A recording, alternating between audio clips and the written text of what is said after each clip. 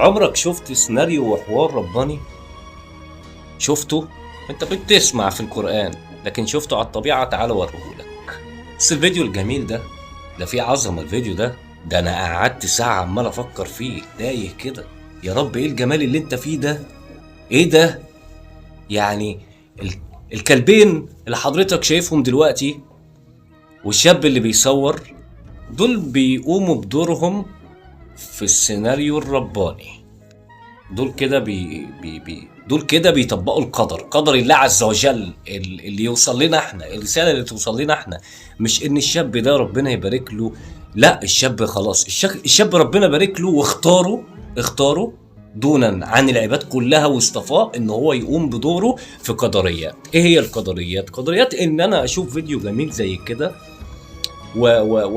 وابتدي اتشد ليه، فتبتدي عينيا تيجي عند صدقة جارية نسألكم الدعاء.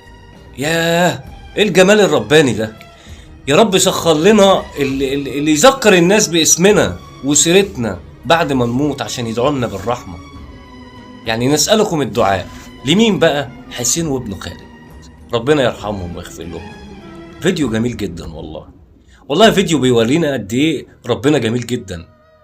يعني ربنا مش سايبنا واحنا على وش الدنيا، ومش هيسيبنا واحنا كمان تحت. يعني لما هنخرج منها خلاص، عملنا وقف ربنا سبحانه وتعالى هيسخر لنا كل شيء بسبب القدر. كل شيء بسبب ربنا سبحانه وتعالى بيسخر الريح والجبال والسماوات، الكون كله يسخره عشان عبد من عباده بيحبه. يا رب يا رب اجعلنا من عبادك اللي بتحبهم. شايفينك والله العظيم، انا قعدت فترة في الفيديو ده سرحان كده.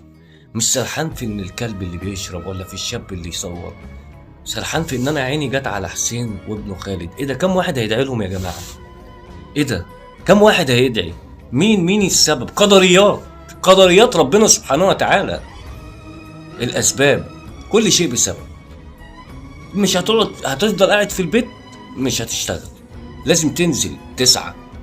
ربنا سبحانه وتعالى هيعينك، انما وانت قاعد في البيت لا. انت لو رحت لاخوك او ابوك عشان يعولوك وانت قاعد، محدش هيعبرك، محدش هيديك جنيه.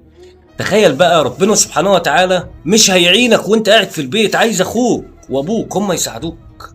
لا، انزل اشتغل واسعى واجري. اهو هنا اهو ربنا سبحانه وتعالى سخر كلبين وشاب معاه تليفون لحسين وابنه خالد اللي ماتوا واتدفنوا، ملهمش عمل في الدنيا.